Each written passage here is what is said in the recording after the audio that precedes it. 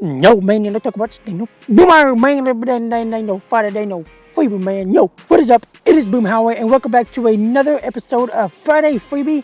And yeah, I'm on the lake right now. No, this is not going to be a fishing episode, but it is going to be fishing related. But before I get started, I want to say, go check out Viking Eyewear down in the description. You can get these awesome glasses.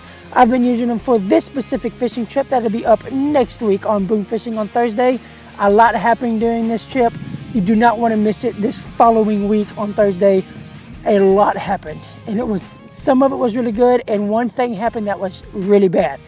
But go check out Viking Eyewear down in the description below and use the promo code BOOM17, BOOM17 to get a discount at checkout, baby. Oh yeah.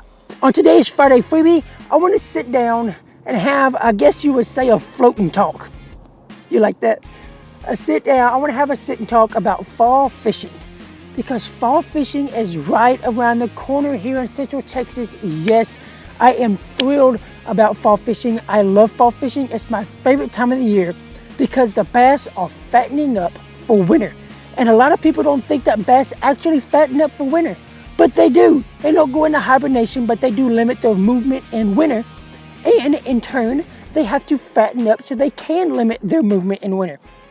And fall fishing, that fall bite is lovely because all the phytoplankton are moving into the shallow water, and most of the time it ends up being in big lakes, ends up being the mouths of creeks. And when that phytoplankton moves into the mouths of creeks, that bait fish follows right behind it. And when the bait fish moves, the bass and all the predator fish move right behind it. So when that happens, the mouths of creeks in that 5 to maybe 8 foot water, and even sometimes 1 to 2 foot water, and less than that. I'm out here catching fish right now in this pre-fall in like maybe 2 and 1.5 feet of water. Yeah, it's insane right now. The water's like 77 degrees in this pre-fall bite. But fall fishing, I want to give a couple of techniques and talk about lures to fish during fall fishing. The best thing to start out with is a crankbait or a square bill. That's my personal opinion, because when that water hits 50 degrees, for some reason 50 degrees, I learned this from LFG, 50 degrees, the bass come alive. They come alive, and they really do. I've seen it in years past. They absolutely come alive. So 50 degrees, those bass come alive, and throwing a square bill or a crankbait helps you find the fish. You can get cast after cast after cast after cast in. Also, buzz baits work really good. Topwater frogs, walking lures, those big topwater baits work really well. Those bass are trying to find those big monster baits because they're not going to go nibble on small little perch. They're going to make that meal count. So you can fish a little bigger style baits, not massive baits. You don't want to fish massive baits, but you can fish a little bit bigger crankbaits, a little bit bigger square bills, and you can have a lot of success with that. Another good thing is fishing bigger spinner baits. Oh, bigger spinner baits look lovely in the fall. So you have crankbaits, square bills, spinner baits, buzz baits, topwater frogs, walking lures on top. You can fish rattle traps, lipless crankbaits. Those work great.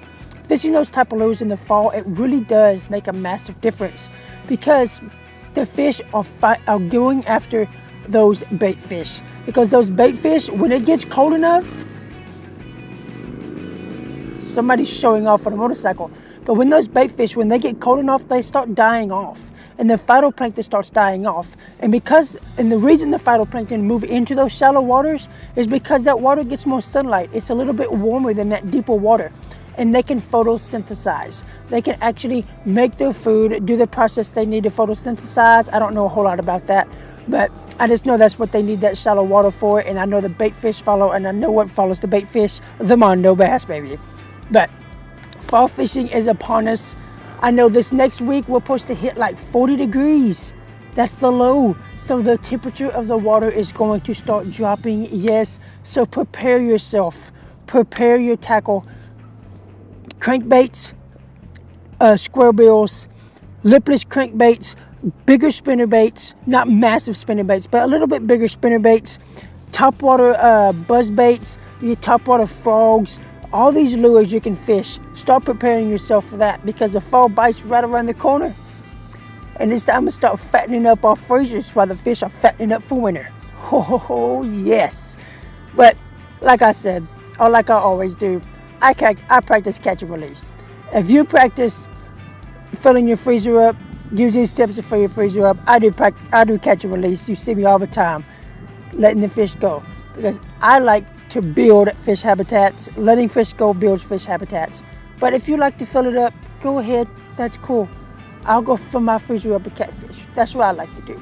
But this is all I have for this episode of Friday Freebie. Get out there and get ready for some fall fishing. Find the mouths of those creeks. Find that shallow water in the ponds that don't have creeks coming into them. Get ready. Get going. It's about to happen. It's about to hit here in Texas. Up north, I'm pretty sure it's already hit. So get ready. It's happening right now up north. Get ready down south. It's about to hit. Fall fishing is upon us, Bass Nation. Ka-ching! I'm out of here. See ya. Make sure to check Viking Eyewear out down in the description. See ya. What is my... Dang no. Bye, man. How did I forget my outro? What am I doing?